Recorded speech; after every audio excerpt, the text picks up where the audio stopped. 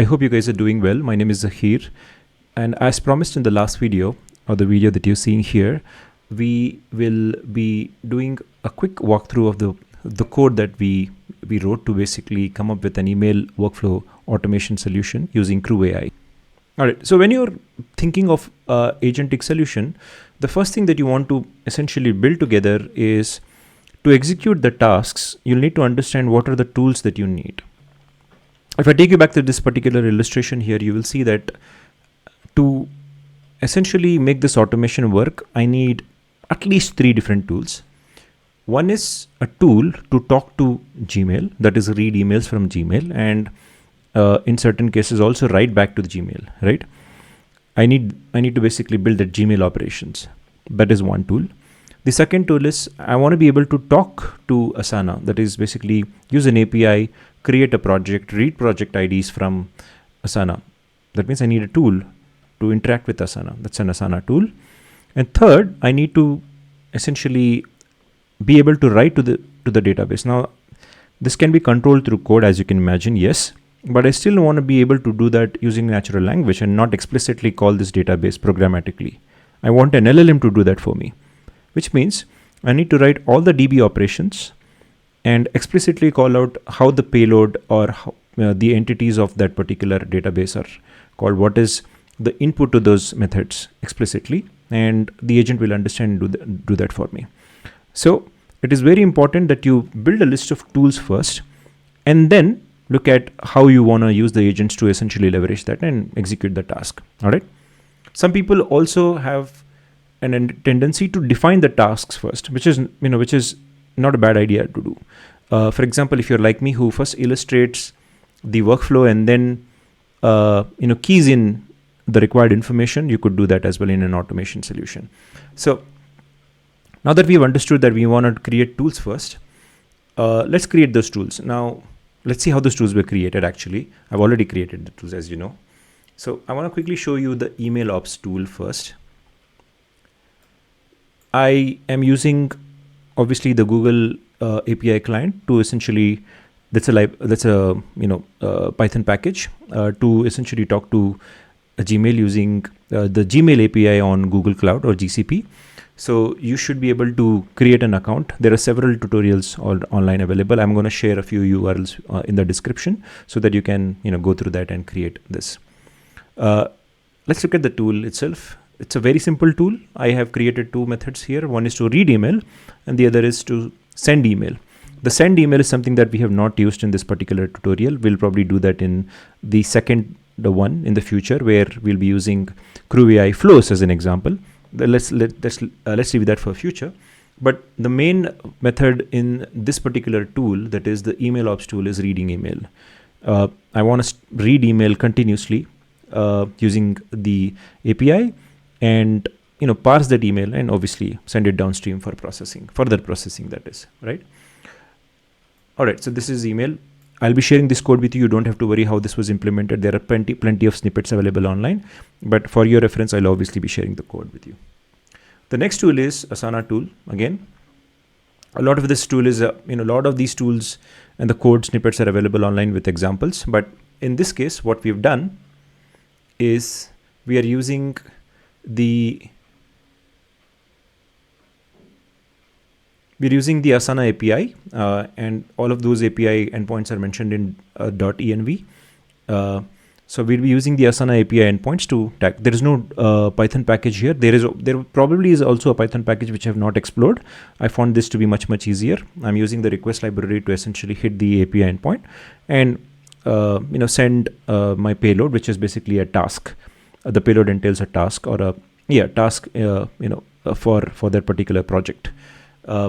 I've created all that information here. I'll be sharing videos and documentation to do that. So this is tool number 2. The third tool obviously is DB tools.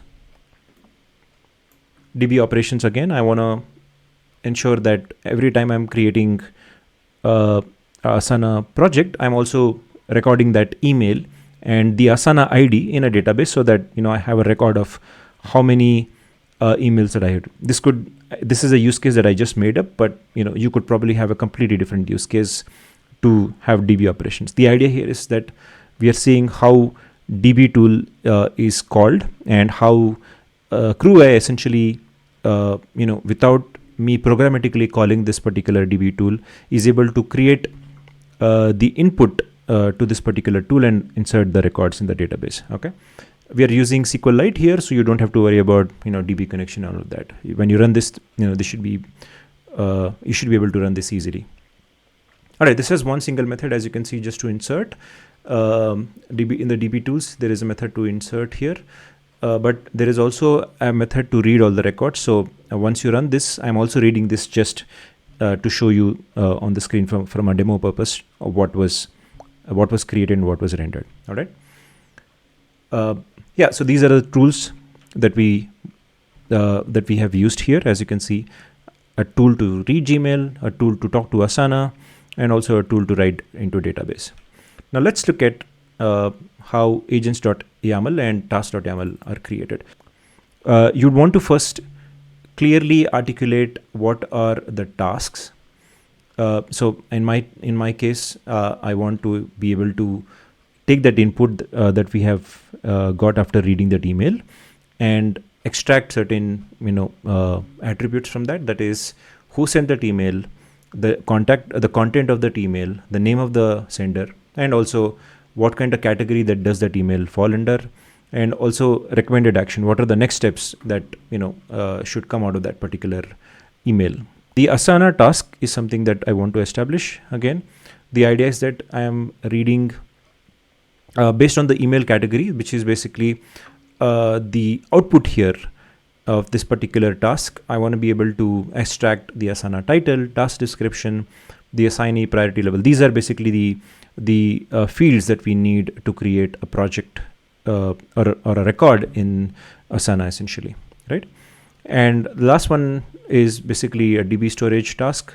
We will read this. We'll read the output of these two tasks and create a record in the database, essentially. All right. Now let's look at the agents. The idea is that we create three attributes of the agent class, which is role, goal, and backstory. The goal is, I want to be able to parse the email content and categorize it into route for appropriate next steps. And the goal is that you will create an Asana task and you will also create a record in the database. Look at this one. In Asana Ops Management, I'm saying create and manage task in Asana based on parsed emails, ensuring clear instructions and timely follow-ups. And database agent goal is store relevant email information in the database manage records.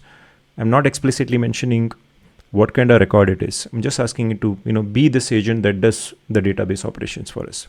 This is about the configurations, agents.yaml and task.yaml. Now let's look at crew.py. In crew.py, essentially, you create a crew. And in this case, the crew that we are creating is basically an agent crew, as you can see. And you can add all the agents that you want to create in this particular crew. Now, how do you do that? Is you use the agent decorator to call all, or basically create an instance of an agent and return it. If you see here, look at this particular example. You don't even actually need to create a YAML file. You can actually call all the attributes here. You can pass all the attributes here when you're instantiating your agent class. We have done that here in agents.yaml. I think it's much cleaner to do that in a YAML file. But depending on how you want to use it, you can create a YAML file config and then pass that as a config here, or you can explicitly call out all the attributes here and not do that in a YAML file, depending on how you want to do that, right? Anyway, so let's get back to this. You use an agent decorator to essentially tell that this particular method is an agent method, which is returning an instance of an agent class with these attributes. We have explicitly called out three agents here, as you can see, using the agent decorator. You do the same with task, where you use the task decorator on a method, and you create the name. The name of the name of the method should be the exact name of the task that you created in task.yaml. In here as well, you don't actually, let me show you the task documentation. You don't actually have to create a YAML file. You can explicitly call out all the attributes when instantiating the class. But you can use the YAML file. That's much cleaner. All right, so in this particular video, or in this particular use case, we have 3 tasks. One is to parse and triage. The other one is an Asana task creation. The third one is a DB storage task. Okay. All right. So the last is basically a crew attribute. You essentially instantiate the crew, which is basically the crew has 4 entities. It has multiple entities. Let me show you that, or multiple attributes. I'm sorry. But in this case, we'll limit it to these 4. It has a list of agents. How was it able to create a list? It was able to use the agent decorator and able to create the list of agents automatically, as you can see here. Same with the tasks and the process. We spoke about process. There are 3 different processes. One is a sequential process. It executes the task sequentially. Hierarchical. It organizes tasks in a managerial hierarchy. We are not going to do that at this point in time. We'll probably do that in future videos. And the third one is consensual process. The scope of this particular video is limited to sequential. In this case, each agent or each task is run sequentially depending on how you list that out here. All right. So that was CrewAI, probably the most important, piece of, or the snippet of code that you'll be writing here. All right. Let's go to main.py to run this particular crew. It's a very simple implementation. Now I've changed the main.py here. When you run the boilerplate code, let me actually go to the installation. Get a structure that looks like this, and you also have a main.py that is created. Main.py will actually have train method to train, a method to test, and a method to run. I have removed the methods to train and run. That's out of scope of this particular video, but there is a method to run. So let's quickly look at what this method is all about. As you can see here, the idea is that when I run this particular method, I want to continuously hit the Gmail API and read the emails from the Gmail account essentially, and do that continuously. And once it reads an email, if it finds a new email, essentially send it as input. Create a string that looks like this, email input, and that this particular input has sender email, subject, and body, and we'll pass that into the input dictionary, which looks something like this. Email content is the key, and the input that we just created is the input, and we pass it to the agent crew class that the crew class that we created, agent crew.crew.kickoff, and we pass that input there. So let's actually quickly look at the Gmail. I've created this test account. It has 2 emails. I'm gonna show you how this is running, and you can see that both these two, there are 2 red emails, so there are 0 unread emails, and how the tool will essentially handle that. And we'll also see the latest record in this particular Asana lead generation project. If you see the lead generation project, this is what we have today. There are 3 records here, and I've been obviously running or playing around with this particular tool for quite some time now. All right, so I'm going to run this particular code. Obviously, you'll have to call the run method to run this.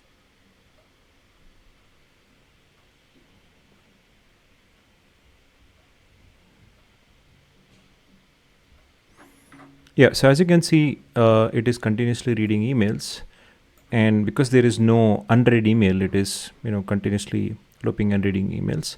So the moment I make this unread, you'll see that this will start working.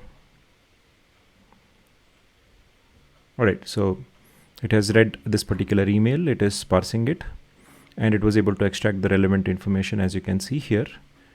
But we obviously wanted to generate the relevant payload to Asana. It was able to create that Asana payload as well. In fact, I think it has also created an Asana record. And as you can see, follow-up actions, this is the latest record that it has just created. And I'm assuming it has also created a record in the database. Yes, it has. So it was able to create a record in the database as well. All right, guys, that's it from this particular video. I hope you like this video. I'm going to be sharing the code in the description. Please use the code and please run the automation and see if CrewAI is actually solving the problem for you. But in the future videos, we'll be using much more complex workflows, and maybe we'll use the flows component of CrewAI to automate a complex task. Till then, you have a good one. Thank you.